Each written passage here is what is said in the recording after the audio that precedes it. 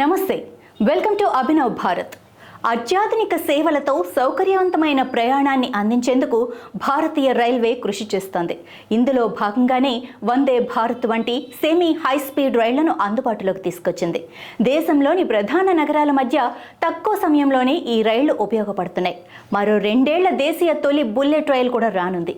దీన్ని ముంబై అహ్మదాబాద్ మధ్య 2027లో ప్రారంభించేందుకు కసరత్తు చేస్తున్నారు. దీనికి సంబంధించిన నిర్మాణ పనులు శరవేగంగా జరుగుతున్నాయి. ఈ నేపథ్యంలో మరో అద్భుతమైన ప్రాజెక్టును రైల్వే చేపట్టింది. ఈ ఏడాది చివరి నాటికి హైడ్రోజన్ రైలు పట్టాలెక్కించేందుకు క్రమంగా 2047 నాటికి 50 రైళ్లను నడపాలన్న లక్ష్యంతో కేంద్రం అడుగులు వేస్తోంది. ప్రస్తుతం ప్రపంచంలో కేవలం జర్మనీ మాత్రమే ఈ హైడ్రోజన్ రైళ్లను నడుపుతుండగా, ఇక్కడ అందుబాటులోకి వస్తే ఈ రైలు నడుపుతున్న రెండో దేశంగా భారత్ నిలుస్తుంది. కాలుష్యాన్ని నివారించడంలో తోడ్పాటు అందించే ఈ రైలు వల్ల ప్రయాణ సమయం కూడా తగ్గుతుంది. హైడ్రోజన్ అనేది స్థిరమైన ఇంధనం. ఆక్సిజన్, హైడ్రోజన్ సంయోగం వల్ల రైలు ఇంజిన్ పనిచేయడానికి అవసరమైన విద్యుత్ ఉత్పత్తి జరుగుతుంది. 8 బోగీలు మాత్రమే ఉండే ఈ రైలు వల్ల ప్రస్తుతం నడుస్తున్న సాంప్రదాయ రైళ్లతో పోలిస్తే కాలుష్యం తగ్గుతుంది.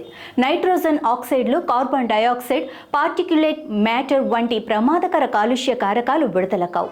హర్యానా గజ్జర్ జిల్లాలోని గ్రీన్ హెచ్ కంపెనీ కొత్తగా నిర్మించిన ప్రోటాన్ ఎక్స్చేంజ్ మెంబ్రేన్ ఎలక్ట్రోలైజర్ తయారీ ప్లాంట్లో ఈ రైలును నడిపేందుకు అవసరమైన పరికరాలు ఉత్పత్తి చేస్తున్నారు.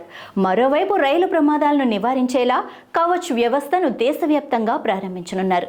ఈ వ్యవస్థ ప్రస్తుతం దేశంలోని 1400 కిలోమీటర్ల పరిధిలో ఉంది.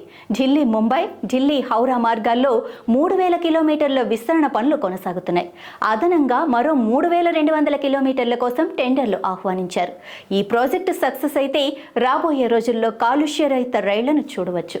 నాయకులారా, మీ పనితనం మీ అధినాయకులకు తెలియజేయాలనుకుంటున్నారు. ప్రజలారా, మీ సమస్యలను మీ నాయకులకు తెలియజేయాలనుకుంటున్నారు. ప్రజా సమస్యల పరిష్కార వేదిక మీ అభినవ్ భారత్.